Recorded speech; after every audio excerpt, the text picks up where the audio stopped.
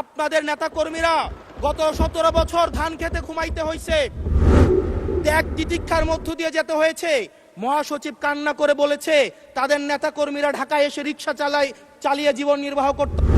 বেগম জিয়াকে 6 আগস্ট সর্বপ্রথম ছাত্র জনতা যখন সিদ্ধান্ত নিয়েছিল আর এক মুহূর্ত বেগম জিয়াকে কারাগারে থাকতে দিবে না, বেগম জিয়াকে রাষ্ট্রপতির আদেশের মধ্য দিয়ে বেগম জিয়াকে সেদিনই কারাগার থেকে যেই জুলুমের মধ্যে রাখা হয়েছিল সেটা থেকে ছাত্র জনতার রায়ের মধ্য দিয়ে সেখান থেকে বের করে আনা হয়েছিল। মাননীয় স্পিকার, যদি এই সংবিধানকে বাইবেল ধরে নেই, এই সংবিধানকে যদি গসপেল ধরে নেই, এই গসপেলের পুরোহিত অনুযায়ী যেভাবে ভ্যাটিকান সিটি চলে সেটা যদি আমরা ধরে নেই, তাহলে মাননীয় স্পিকার সেদিন বেগম জিয়া জেল থেকে বের হতে পারেন না। মাননীয় স্পিকার, সেদিন বেগম জিয়া জেল থেকে বের হয়েছিল অভ্যুত্থানের জনরায়ের ভিত্তিতে। মাননীয় স্পিকার,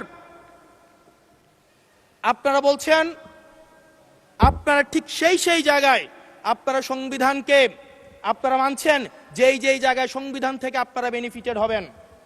মাননীয় স্পিকার, গ্রামের ভাষায় কথা আছে, বলতে চাই না, যে গাং পার হইলে মাঝি কোন দুলা ভাই।